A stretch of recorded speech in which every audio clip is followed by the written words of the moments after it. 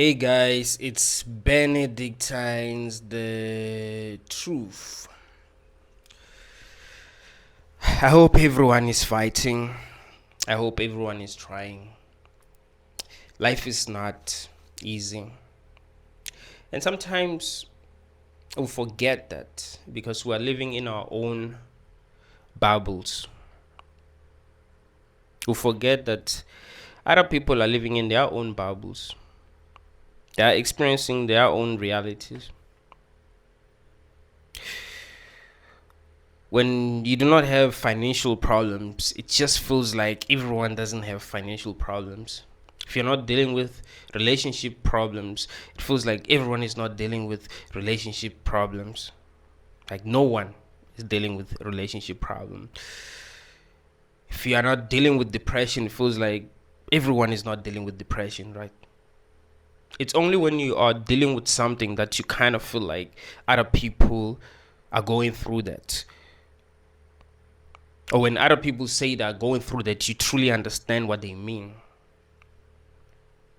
When someone says that depressed, if you're not depressed, you might not really understand what it really feels like. Even if you have been depressed before, you might not really relate because we forget. You forget how it really felt like.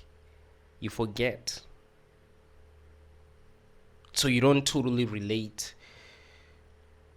You can come across a video of someone talking about how depressed they are, and you just feel like, grow up. Because you forgot what it really feels like. You've been there before, but you forgot how it really feels like. That happens. The truth is that anything that you can imagine that anyone has ever gone through, someone is going through that right now. There are people who are sick, like really, really sick. They're in pain, like serious pain because they're sick. And they don't even have money to pay for treatment. There's a person right now who is contemplating suicide because they've been through a lot. Right now, like they're in so much pain that they're contemplating suicide.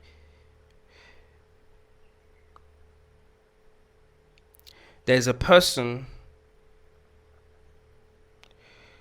who has lost everything. They just lost their jobs, their relationship, like they lost everything. They don't know what to do. They are in so much pain.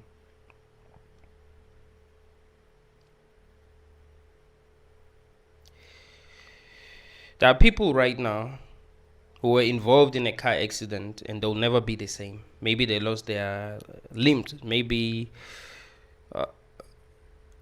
they lost their eyesight. Like something bad has happened to them and they'll never be the same. But it's not easy to realize that because you're living in your own bubble. You are experiencing your own reality.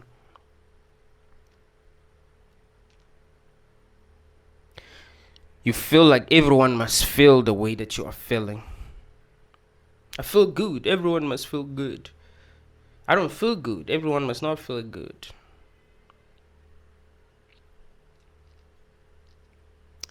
The truth is that life is hard. It's really hard, bro. Like we go through a lot in this reality that we do not even understand, that we can't even explain. We've been trying to explain what this is for the longest time, and we still don't have the answers. We still don't have the answers.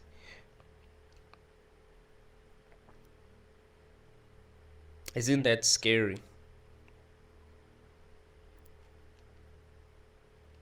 Every day you wake up in a world that you don't understand.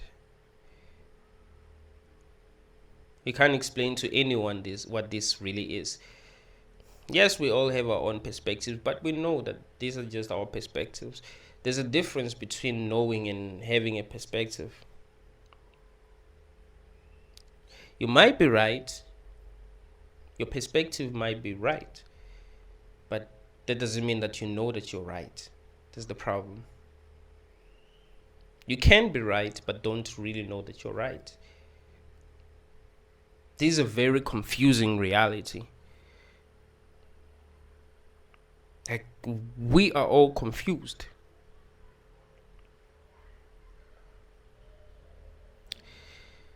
That is why it scares me that there are people who have children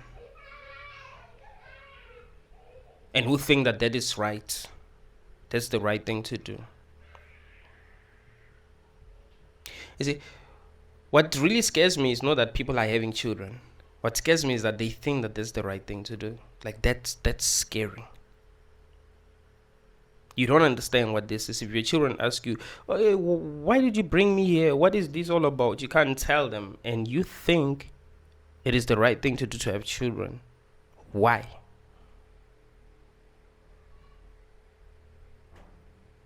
You can't protect your children from suffering. You don't have power. It seems like you're not in control. Things just happen. It seems like life is happening to you. You know, the right things can happen, that is true. But you're not really in control. Like, it doesn't really matter what you do. That's the thing. You can try to do everything right, and things can go wrong. Right? You can try your best to do everything right, but you still find that things go wrong. You can do everything wrong and things go right. We don't know what's going on. We are all in the dark. And we don't know what we're doing. That's another problem. So how can a person say that antinatalism is wrong? How? If someone says, ever since I was born, I've been suffering, and I didn't want to suffer. It was not my fault. I was just born into a world of suffering, and because of that I have suffered. And because I've suffered,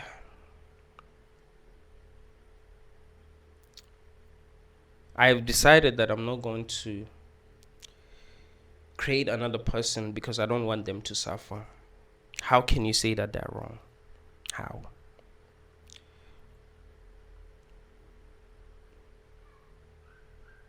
How can you say they're wrong if they say, I don't think anyone should be creating anyone because we don't know what this is?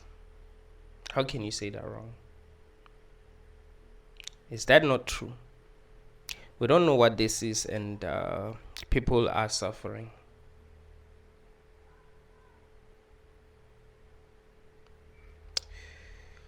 We also need to ask ourselves why we suffer. We like to blame people for suffering. Like, that happens a lot. I watched a video of Kevin Samuel disrespecting this other guy because he still lived with his parents. He was 30 years old and he still lived with his parents. Kevin Samuel was like, oh, be a man, you know? And that guy was like, you know, I feel like, and he was like, no, men don't feel, men think. I was like, man, these dumb fucks. We need the truth. We need the truth. Men do feel, and they should feel, but they should also think. That's part of being a human. Men who do not feel are psychos. What you must do as a man is separate your emotions from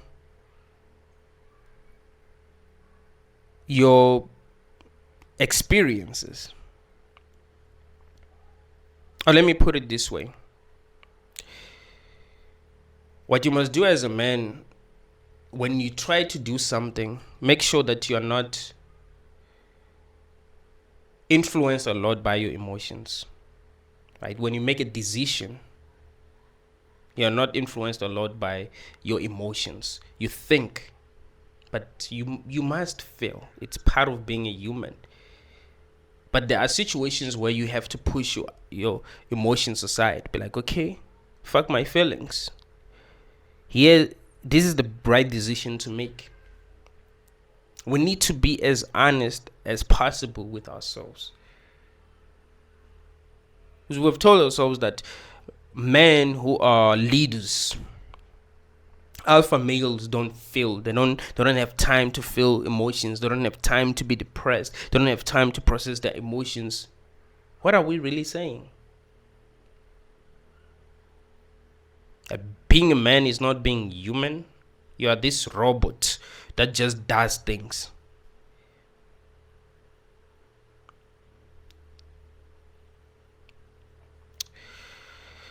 If you are suffering, it's not your fault. It's not because you don't work hard. It's not because you don't think right. It's not because you're selfish. It's not because you're not smart. There are people who are selfish, who are not suffering like you. There are people who are dumb, who are not suffering like you. There are people who don't work hard, who are not suffering like you. In fact, there are people who don't work hard, who are actually enjoying their lives. So don't blame yourself if you're suffering. You are suffering because you were born, you were brought into existence, and that is the truth. And in this world, people suffer. Someone must suffer. And you just happen to be the person who's suffering, because someone had to have your experience, and you happen to be the person who's having your experience. So that's the thing. But no one should blame you for your suffering. No one should be blaming you for your failures. The truth is that life is not easy, and you didn't even ask for this. You're not even obligated to do anything. That is the truth. You're not obligated to go to school. You're not obligated to work. You're not obligated to be nice, to be kind, to have the right ideas. You're not obligated to be a certain way because you didn't even ask for this. Don't let people lie to you. See the world as it really is. See yourself as you really are. See reality as it really is. Reality is that you were brought into this realm without your consent. So how are you obligated to do what they say you must do? How are you obligated to be a certain way? If you are in your 30s and still living with your parents, cool. Things are not easy in the world. Things are not easy in the world. You don't have to work. You're not obligated to work.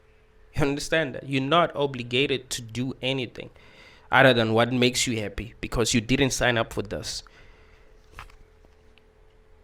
You weren't given a contract where you agreed to all of these things that are going on. That you're going to be here and it's going to be hard for you to find a job that you love. And the only way that you can make money is to get a job, because you don't know what else to do. And maybe you were sent to school, and because school didn't really teach you anything, you don't know what to do, because you don't have energy to do what you feel like or what they say you must do. It's not your fault. It's not your fault. The fault is with the people who felt like it was a good idea to put you in the game. That is the truth. If you are to truly be honest with yourselves, it's the truth that's going to set you free.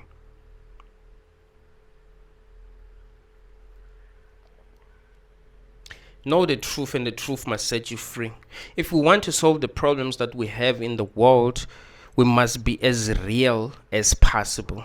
We mustn't be lying to ourselves. We mustn't be saying life is a gift. It's not that statement is not true. It's not a gift. Don't tell people that it's a gift, because you are lying. It's not a gift.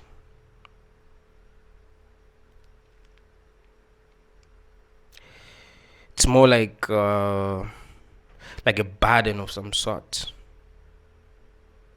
because there are things that they're expected to do, whether they want to do these things or not. So that can't really be a gift, you see. So don't lie to people. In fact, it would be good if we told children the truth. We told children what life really is. This is what goes on in the world. This is how the world works. You are brought here without your consent. It's okay to feel the way that you feel. If you don't want to suffer that much, try doing this, try to doing that. But let's not be lying to people. Let's not be brainwashing people, because they grow up and act like NPCs. Like, they don't think deeply. They can't even have deep conversations. They get angry when you try to talk to them about what's really going on, because they've never thought about what's really going on, because they've been brainwashed.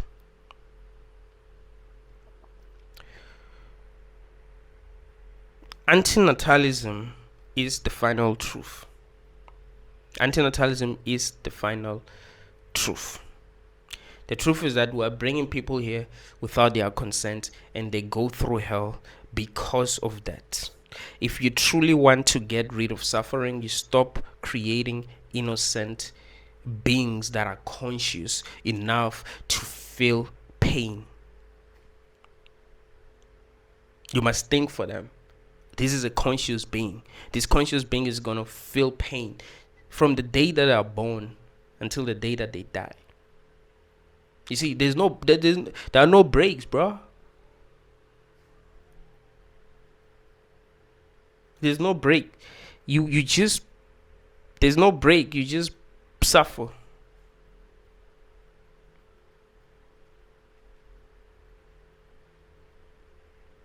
You understand how horrible that is? I understand that as a human, you're not programmed to understand what I'm saying, but try to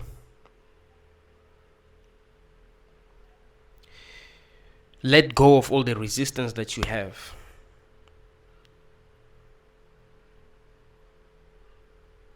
Try not to be biased.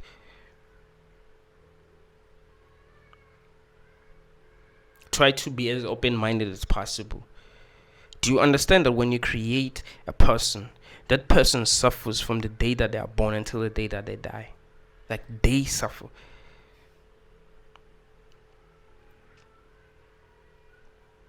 Even if they don't find themselves suffering from untreatable diseases, even if they are healthy most of the time,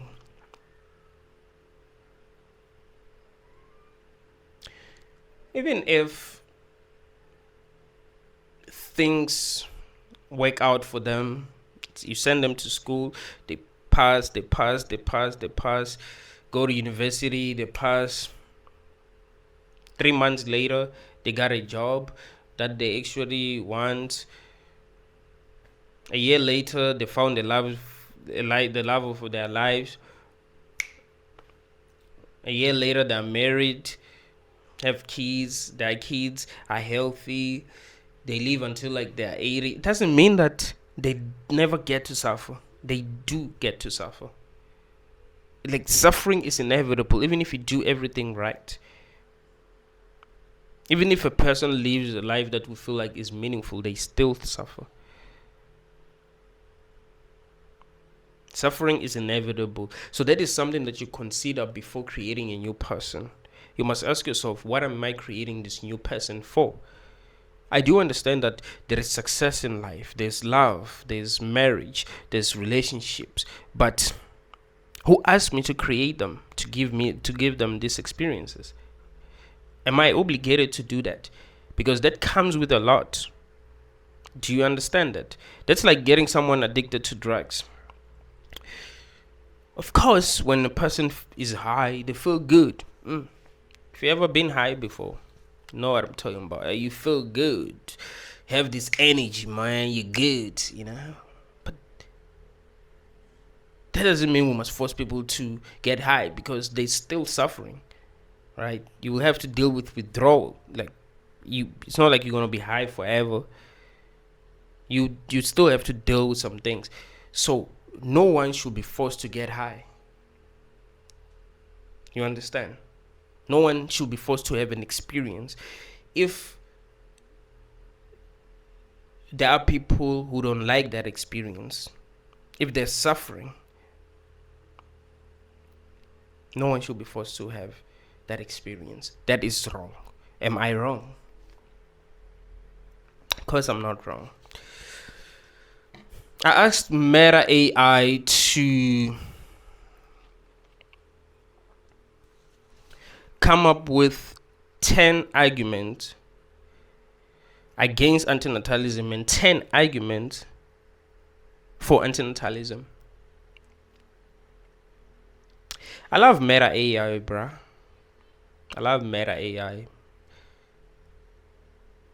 It's very advanced. It came up with very good arguments against antinatalism, but I want to show you that even the best arguments against antinatalism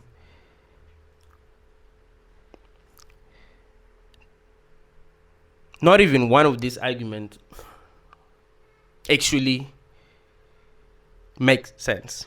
Not even one.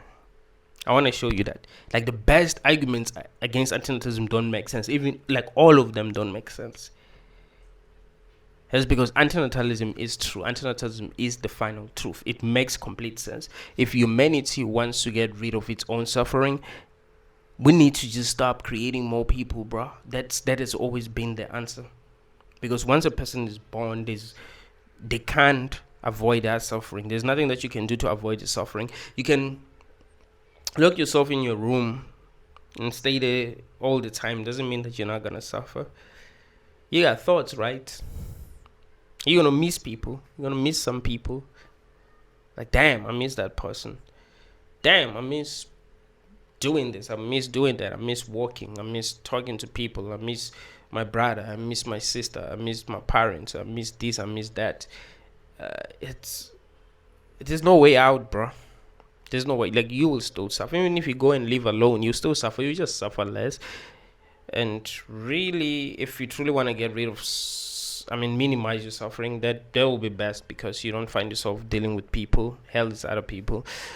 But you still suffer. There's no escape. As long as you're conscious and having an experience in this realm, you suffer. That's the thing. Meta AI says, antinatalism, the philosophy that argues against procreation, can be complex and controversial topic. Here are some common arguments against antinatalism. Argument number 1. Human experience has value. Many argue that human life has inherent value and worth despite suffering and challenges. That's not an argument against antinatalism. That's an argument against nihilism. Antinatalists are not saying human life doesn't have value. Some might say that, but that's not an argument for antinatalism. We're not saying that as antinatalist. I'm not saying life has no value. I know that there are people who actually value life. I know that. No one is saying that life has no value. What I'm saying as an antinatalist is that not everyone thinks that life is valuable. Not everyone wants to be here. And we are creating people without asking them if they want to be here. And they want to have to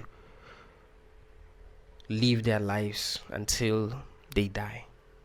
And that is wrong. That's what I'm saying as an antinatalist.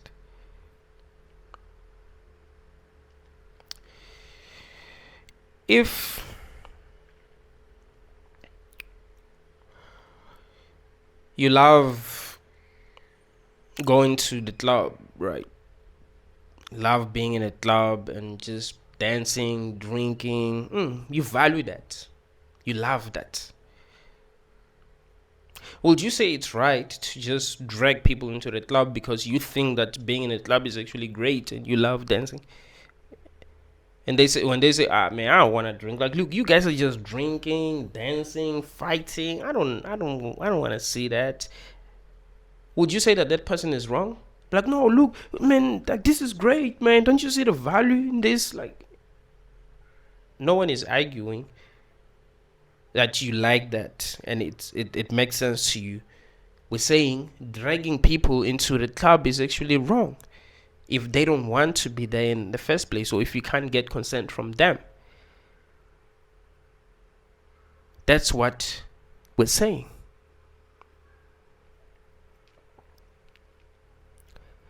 So the first argument that Meta AI made is not even an argument against antinatalism. It's an argument against nihilism. Nihilists are saying, hey, there's no value in this, there's no meaning in this doesn't make any sense. 2. Potential for happiness and fulfillment. Life offers opportunities for joy, love, and personal growth which can outweigh suffering. Still, this is not an argument against antinatalism.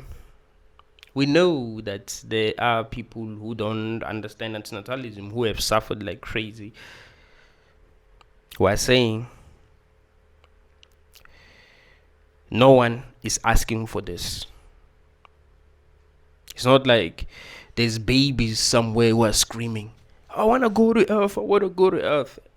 So we cannot convince ourselves that we're doing the right thing by creating new people to go through this experience, even if we think we love the experience. But we cannot say for certain that that is a good thing to do, considering the fact that there are many people who are saying it isn't. There are many people who don't even want to talk about how they feel. So some people will say, no, actually, a lot of people are saying this is good. A lot of people love this. That's why there ain't that many people who are talking about how bad it is. No, actually, society doesn't even allow people to talk about how they feel, and they are afraid. There are lots of people who have reached out to me who told me that, hey, man, I can't talk to my parents about this. I can't talk to my friends about, and like, these people exist. There are millions of them in the world. I'm just an anomaly because I'm not afraid to speak my truth. You know what I mean? But a lot of people are afraid. So you cannot assume that many people love it here. Many people are enjoying their life. They're just afraid to speak that truth because too many things can go wrong. You know, they can lose their friends. They can lose their relationship. Too many things can go wrong. They can lose their jobs. You know, like, too many things can go wrong. So they prefer to do this and just continue to go on with their lives. But they know that something isn't making sense. If people were to vote anonymously on whether life is good or bad, you would see that this isn't good. There will be a very good percentage of people who will be saying, hey, this doesn't make any sense. But if you were to ask people on camera if life was good, they'll be saying it's good because, well, it sounds, it's cool to say that it's good, you know. 3, moral and ethical obligations. Moral and ethical obligation. Some people believe we have a moral duty to continue the human species and contribute to its advancement. Why do some people actually believe that? And how is that even an argument against antinatalism? Just because you believe that something is good doesn't mean that everyone believes that it is good. Especially if what you believe is good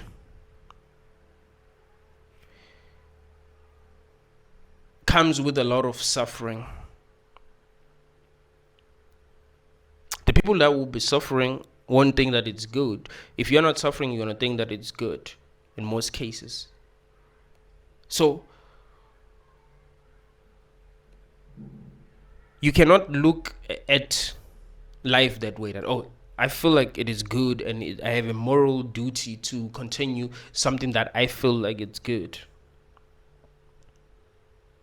Because if we looked at life that way, we'll do a lot of horrible things. Like, bro, and each and every person who's ever done something that is horrible think like that. It's my moral obligation to do this. I must do this. That's why they say the road to hell is marked with good intentions. What we must ask ourselves is each and every person who's here happy? Does each and every person feel like this is good? If not each and every person feels like this is good, we must ask ourselves how they got here. Did they get here because they wanted to be here, or they are here without their consent? That's a very important question to ask ourselves. That's where consent comes in. Like, the problem of consent comes in.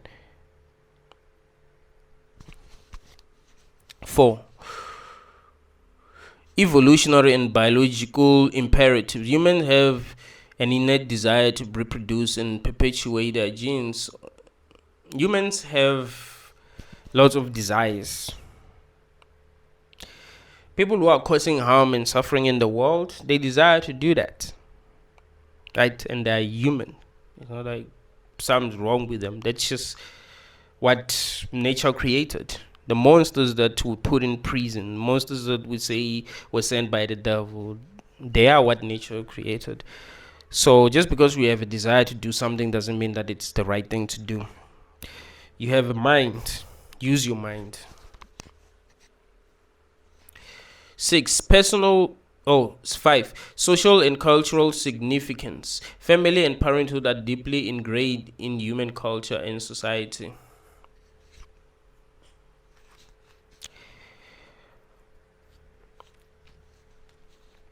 That's still not an argument against antinatalism.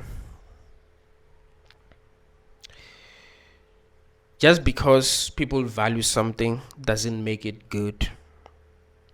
Just because we have been doing certain things in the past doesn't mean that these things are good. I mean, you can use the same argument for slavery. Slavery shouldn't end. It shouldn't end because it's part of it shouldn't have ended because it was part of their culture. That's how things were done. That was working. That's what kept society going. So it shouldn't have ended. 6 actually. Personal freedom and autonomy. Individuals should have the right to choose whether or not to have children. That's not personal freedom and autonomy. Like, that's not it, because it affects someone. Like, it doesn't only affect you, it also affects someone. When you create a baby, that baby is going to have an experience because of you. It's not just about you. You can use that argument for abortion, but not for this.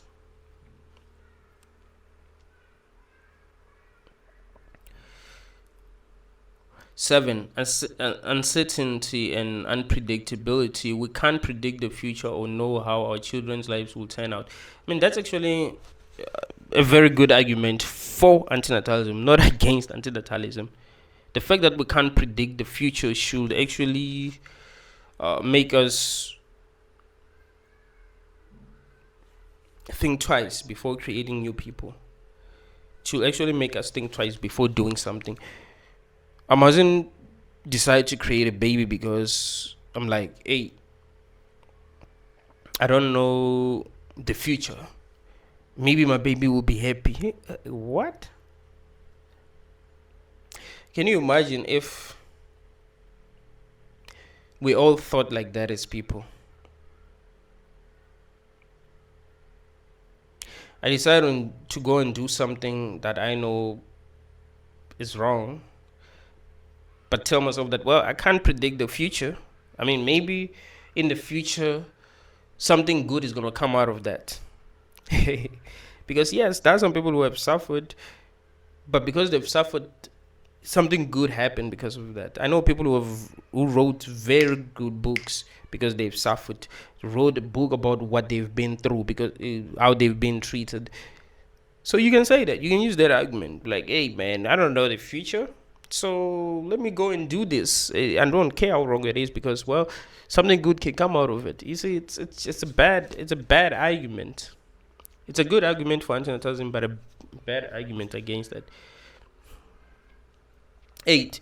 Human resilience and adaptability. Humans have the capacity to overcome adversity and find meaning in difficult circumstances.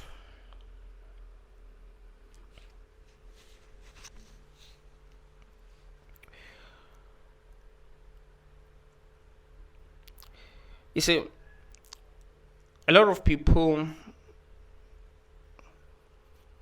are forced to find meaning in life, right? They're forced to find meaning, and this is bad, and this is a very bad argument against antinatalism. I want to show you how bad it is. Let's go back to slavery. There are many slaves who did not off themselves, who kept on going.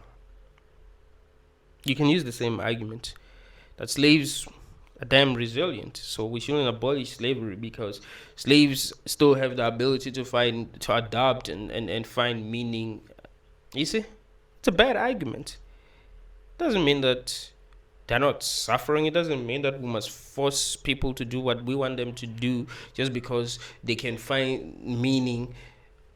Humans can find meaning in anything, by the way, but it doesn't mean that it's good to make them suffer.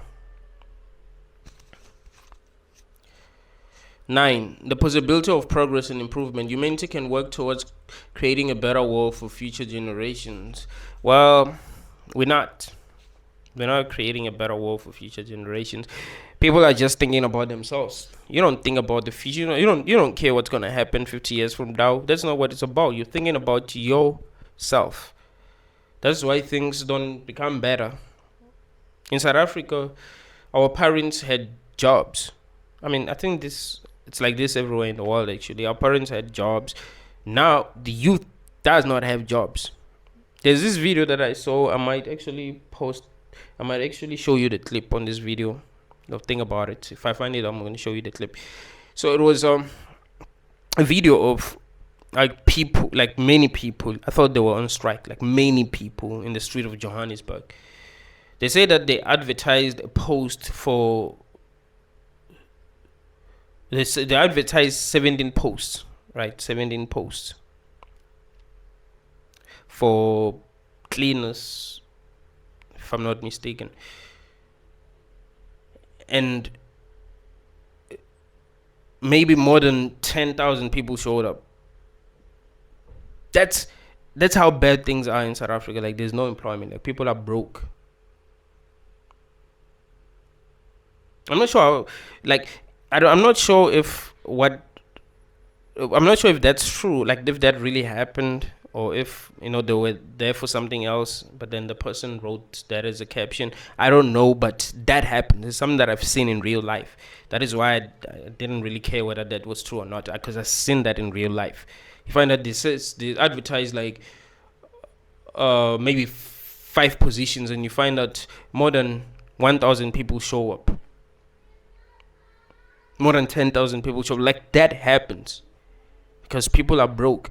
So you cannot say things are getting better for people that are being born. Things are becoming much harder because they have to compete.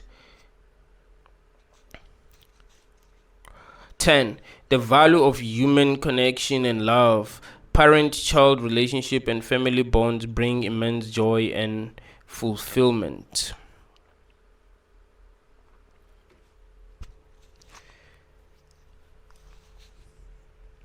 Still not a good argument against antinatalism, because the feeling of joy is subjective.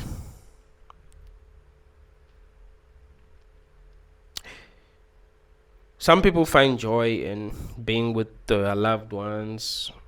Some people don't. Some people don't even want to be with their families because of what they've been through. Because some parents are abusive, some siblings are abusive. It's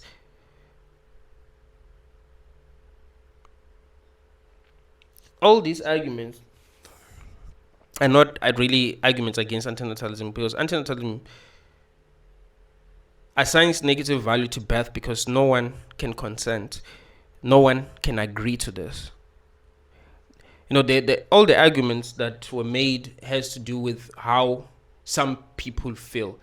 Just like if the example that I gave you about being in a club, it's like if people were getting kidnapped and put in a club,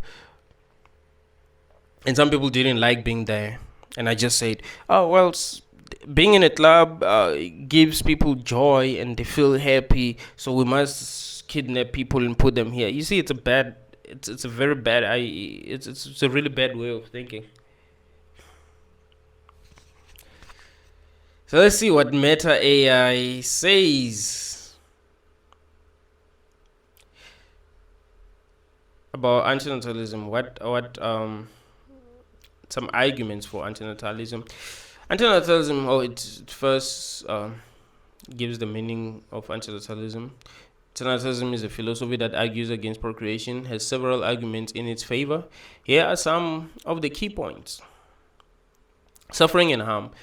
Life inevitably involves suffering, pain, and harm, which can be avoided by not bringing new beings into existence. Humans are against suffering. Like, we don't want people to suffer, period. There isn't a mother or a father who wants their children to suffer. Like,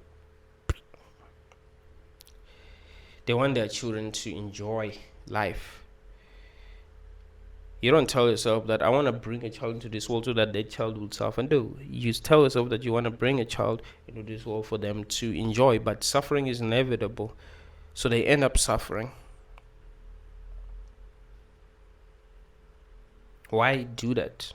Why do that to an innocent person who have not even asked to be here? 2, consent, which is a very powerful argument for antinatalism. Children cannot provide informed consent to be born, so procreation violates their autonomy and rights. 100%.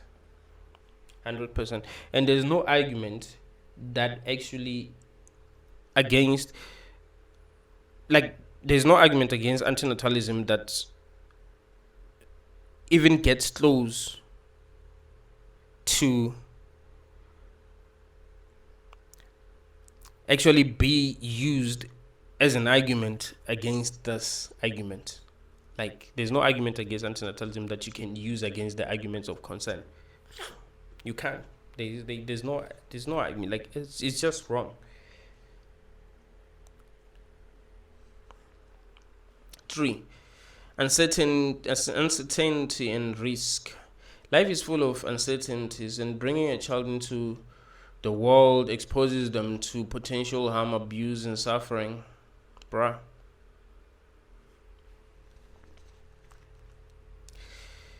Like, there isn't even much to say. It's just true. It goes back to this argument that I said was for antinatalism. Uncertainty and unpredictability. We can't predict the future or know how our children's lives will turn out. Is it? So this argument works best for antinatalism. We don't know what the future is going to be like. And if we wanted to be honest with ourselves, we'd actually realize that the future isn't even looking bright. 4, overpopulation and resource depletion. The world is already overpopulated, and adding more people puts a strain on resources, contributing to ecological degradation. 100%. When we say that this place is overpopulated, we don't mean that the earth is not big enough to accommodate 50 billion humans. That's not what we're saying. We're saying there isn't enough resources. That is the problem. So that's going to lead to wars. This is one of the reasons why we have wars, right? Not enough resources. So people fight. Because what will they do? People are going to fight for resources if there isn't enough resources. But if there's abundance of resources, then why should people fight? Why should people kill each other for resources that are everywhere? Do people kill each other for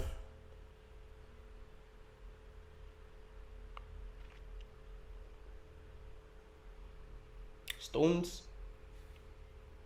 For water? In places where there's water, I mean, yeah, sometimes they do. I mean, sometimes people do fight for water where I live. I've seen that happen. Like people fight for water, but in a place where there's water, people are not gonna fight for water. There's water everywhere. You get water wherever you go, so it's good. There's stones everywhere. No one's gonna like stones are invaluable because of that. So people don't really fight for them for stones, but they fight for what it's hard to find, for what they want, but that isn't everywhere. They fight for money because they don't have money. Money isn't everywhere. You see? So when we create more people, even though there's scarcity in the world, these people are going to suffer because they will have to fight for resources. What's going to happen is that those who already have resources are going to find a way to protect themselves and a way to gather more resources. In fact, they'll use people who don't have resources to help them gather resources. You know? They just give them some resources, be like, okay, I'm going to pay you this by giving you these resources. Just do this for me, and they end up becoming richer, and most people end up being slaves. That's what's happening now. People with money are making more money by employing people who don't have money and giving them peanuts. By doing that, they're making a hell of money, while the people that they're giving peanuts are slaves. They're just working to survive. You see? Do you understand how fucked up this is? 5. Environmental impact. Human existence has a significant negative impact on the environment, and reducing population growth can help mitigate this. Yeah. That's why Agent Smith said we're like a virus. We destroy everything, bruh. When we want to build big cities, of course, we're going to cut off the trees, build infrastructure. We have to destroy it. We're the only animals that do that. And not all of us, really. It's just some people. I mean, African people, like most of us, like black African people, I mean, we do that, but not like white people. Not being a racist, but I'm just trying to show you something. But yeah, the truth is that this kind of reminds me of the movie Avatar, right? Where Earthlings went to the planet. I forgot the name of the planet, but found native people there who were very much in touch with nature.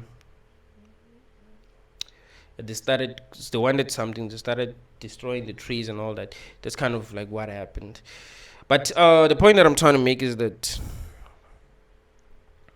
we destroy in order to build, and we build something that's not natural. We're like cancer on this planet. We're like cancer.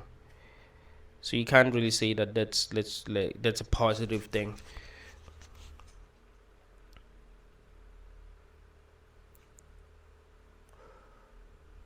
Six, existential burdens. Human life comes with inherent existential burdens, such as the fear of death, anxiety, and the weight of responsibility. Yeah, man, you have to do a lot of things. There are a lot of things that you're expected to do, and people expect you to do these things. Once you are born as a human, you are expected to do certain things. You can't just be like, I don't want to do anything. I mean, I'm advising people to be free enough to just only do what they want to do. But the truth is that you're expected to do a lot of things in this society. Right? You have to deal with anxiety, fear. You will be afraid. You will be hurt. You will be traumatized. See, that's a lot, man. You have to face death. You have to face the fact that one day all of this is going to be over. But that's not really the problem that most people have with death. The problem that most people have with death is that they don't even know what happens after death. So they're afraid of dying because they don't know what happens. Uh, they've told us about hell, trying to control us. That's scary. You're like, hey, man, this sucks. How do I know that the afterlife is going to be better if there's going to be an afterlife? I don't know what happens. I might tell myself that death is really the end, but do I know that? Do I know that, or I'm just thinking that it might be the end? 7. Unfair to the child bringing a or unfair to the child. Bringing a child into a world without their consent can be seen as unfair, as they have no choice in this matter. 100%. It goes back to the consent argument. It's unfair. If we truly want to be honest with ourselves, we would realize that it is unfair. It is not fair. It is not right. 8. No inherent value. Some argue that human life has no inherent value or purpose, making procreation unnecessary. And to be honest, it doesn't. I don't really like using that as an argument for antinatalism, but it is true. I mean, what the heck are we doing? Do we even know what we're doing? It's like if I asked a crackhead why they want to get high, right? They just want to experience pleasure, but there's no meaning in that. So it's just life. There's no meaning. There's no purpose to this. We're just here. You know.